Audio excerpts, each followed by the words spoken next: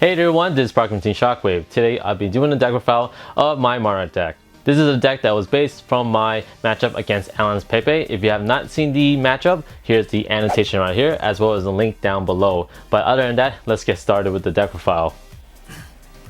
Alright guys, so let's start the deck profile off with the monster lineup. First, I'm playing the Set of Ether.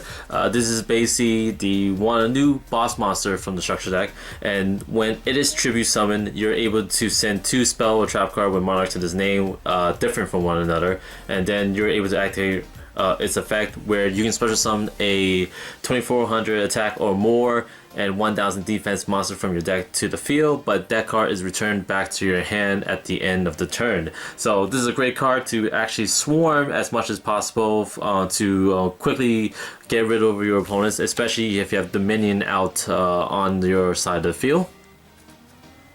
Now, the next card I play is Erebus. Erebus is a great card as well. Same requirement: when it's tribute summon, send 2 spell trap card, and then you can choose one spell, I mean not one spell, but one card from your opponent's field, graveyard, or hand, and return that card back to your opponent's deck. This is a great card because this is a great card against the Cosmo matchup because it doesn't target, so you're able to get rid of those big shit with no worries.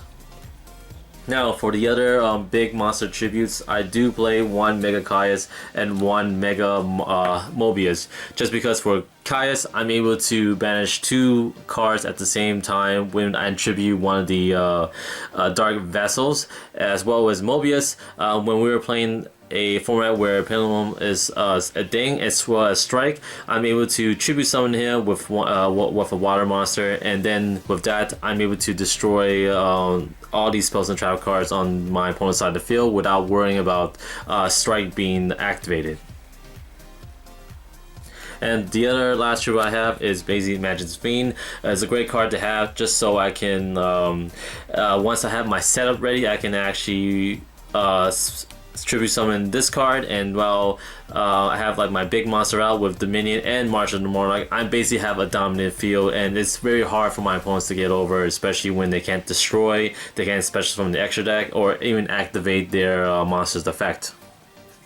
And that's pretty much it for all my tribute right there, and that's like 9 tribute right there for the main board. Now for my little vessel monsters, I am playing 3 Idea.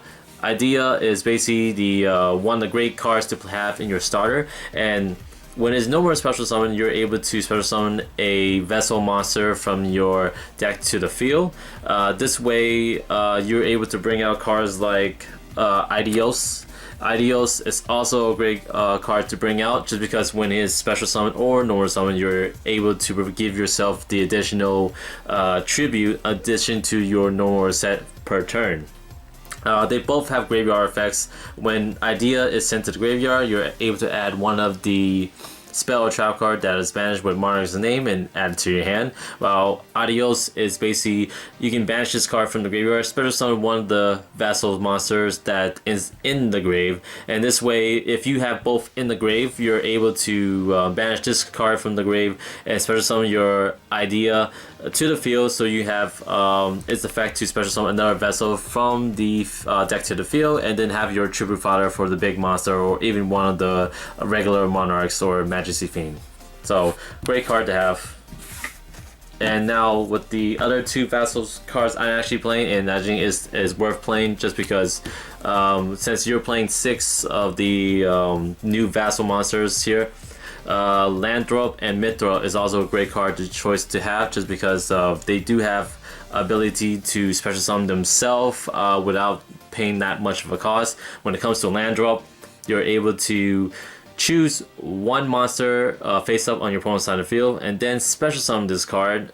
Afterwards, you're gonna make that monster you targeted to turn face down defense position.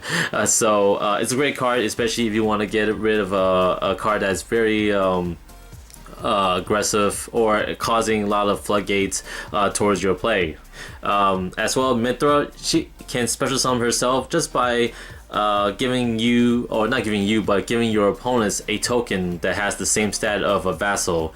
So like I mentioned before, vassals has shared the same stat, which is 800 attack and 1000 defense. So when I say vassal later on throughout the deck profile, I mean these guys that I just showed you so far. So that's pretty much it, and that's 8 vassal cards right there. So, and then that's pretty much it with the monster kind of. I did had Max C at one point, but I feel like I did need more tribute fodder for the bigger Kayas, even though I have various means to actually tribute them themselves. So let's go with the spell lineup, where I play a lot of spells right here in this deck, and I'll show you why. And it's because of this card, Pendidi of the Monarch. This card is like a destiny draw, and by sending a spell tracker with Monarch's name from my hand to the grave, I'm able to draw 2 cards. And while this card is in my grave, I'm able to banish this card and then reveal 3 spell tracker with Monarch's name to my opponents. My opponents choose one of them to add to my hand, while the rest goes back to my deck. But if you have 3 of the same copy of the card, you're able to just force your opponents to give you that card that you actually want. So this is a reason why I'm playing a lot of the spells, or just spells, Monarch based cards.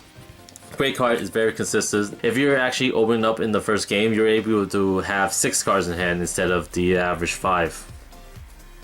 Now, this field card is a must to play in with our current format we have now, just because Dominion or Domain of the Great Monarch, since I just learned of his TCG name. When you have a tribute summon monster on your side of the field, you're able to prevent your opponents to special summon from the extra deck. So no pendulum summon whatsoever, or special summon the Exceed or Synchro monster or Contact Fuse as well. So this is a great card to have, as well as this card also give your tribute summon monster 800 attack when it attacks your opponent's monster, but only during the damage count only.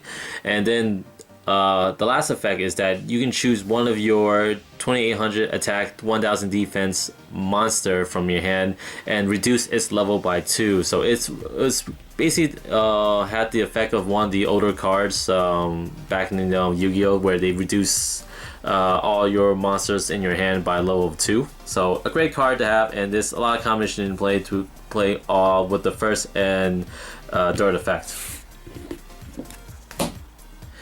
Now, you guys are familiar with Stonefort. If you're not, Stonefort is basically like the new version of Soul Exchange, where you're able to distribute one of your opponent's monsters as a tribute for your tribute monster.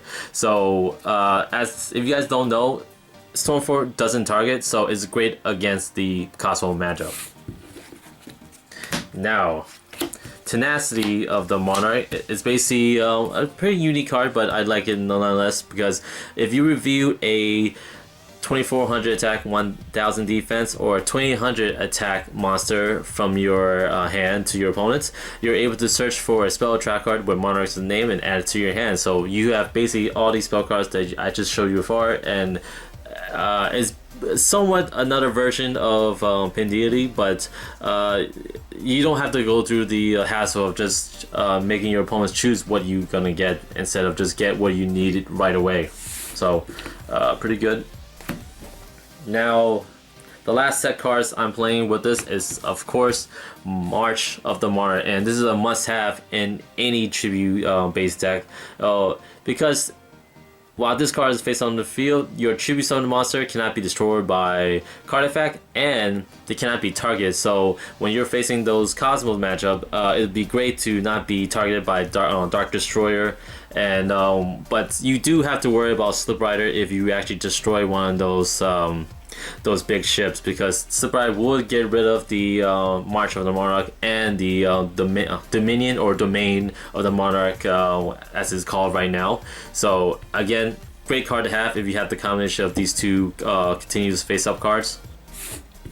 And now for my last 3, I am playing one of the Return of the Monarch, because it's the only card that you can actually search out other Monarchs and add to your hand. So sometimes that's a real key essential when you have a lot of tribute files in your graveyard, such as the Ideos and Idea in the grave, as well as other cards that I will show you later on.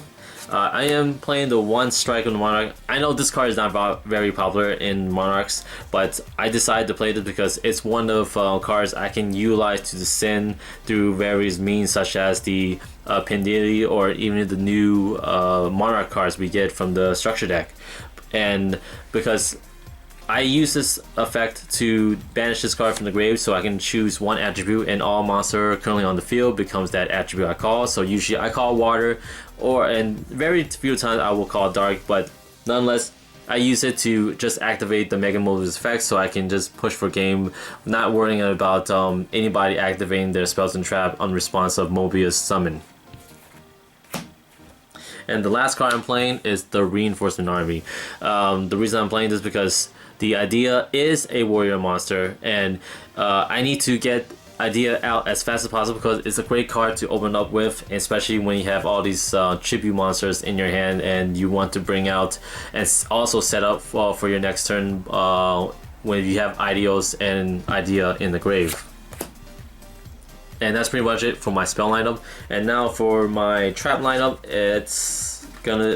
I am playing the one original Monarch. This is a trap card that allows you to special summon itself from the grave by banish 2 spell or trap card that you have in the grave. Also, while this card is face up in the field on your back row support, you're able to shuffle 2 of your spell and trap card with Monarch's name to your deck and then draw 1 card. But I usually mostly for the special summon, this way I can have a way to tribute a monster for my Monarchs or even my Majesty's Fiend. I would like to play more, so I'm trying to fit with that by maybe replacing with the escalation of the Monarch, but I find escalation could be good at some point as well, since I can just tribute one of my big tribute monsters for the other one, and then use, like, say, Uber's effect at a certain time, so I can bounce 1 card back to my opponent's deck. But if you guys don't like this card, I would recommend playing another original of the Monarch, or replace the strike for another original of the Monarch as well. So either way, I would recommend 2 original Monarch instead of 1. And now, for the last 3 cards, I'm playing 1 Solemn Warning and 2 Solemn Strike. The reason why I'm playing 2 Solemn Strike because I only have 2. If I have the dirt one, I would try to fit a dirt one in while with the Solemn Warning. This works for me as of now, and I don't see myself actually needing more. If you guys need some recommendation to take out for a third strike, I would say take out Escalation or the Monarch Strike, and that's pretty much it from here. So overall, this deck has a lot of potential going against the top tier decks currently right now, such as Cosmo and Pepe. For all you budget players out there, this would be a great deck to buy just because you can play it in your locals or any other event without breaking your wallet, as well as not investing in any extra deck, because a lot of the Monarch spell and trap cards and even monster effects prevent you from special summoning the extra deck or even having anything in your extra deck at all. There's various ways of playing this deck, such as using Monarch Karaz with the combination of the artifact engine, or you can just wait for future support, such as the Northern card that combined with Mega Zabor, you can actually utilize a lot of the extra deck cards such as Omega Psyframe. So that's pretty much my time with this video. If you guys liked what you saw, please like, comment, and subscribe. This is Park from Team Shockwave, signing out.